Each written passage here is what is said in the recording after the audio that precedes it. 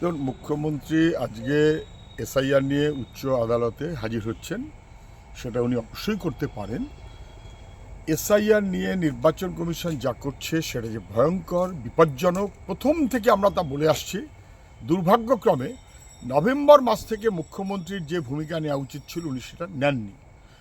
উনি আজকে হাজির হচ্ছেন যে কেসে, এটা যে Mustari Banu versus election commission of India কেসটা চলছে। এই কেসে যেমন অন্য অনেকে পার্টি হয়েছেন, তেমন উনি শেষমেশ গিয়ে পার্টি হলেন।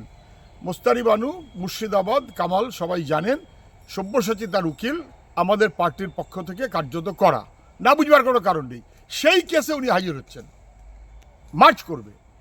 তো উনি এতদিন করেননি কেন? 3 মাস, নভেম্বর, ডিসেম্বর, জানুয়ারি, উনি তো এক্সিকিউটিভ হেড। কেন সরকারের পক্ষ থেকে মামলাটা করলেন না, যেমন কেরালা করেছে, যেমন তামিলনাড়ু করেছে? তাতে উনি করলেন না।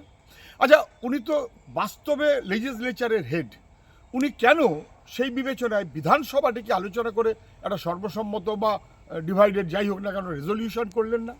উনি তো এক্সিকিউটিভ হেড, ওনার বাহিনী ডিইও হিসেবে, এইও হিসেবে একেবারে নির্বাচনের কমিশনের কথায় নাচছে কেন?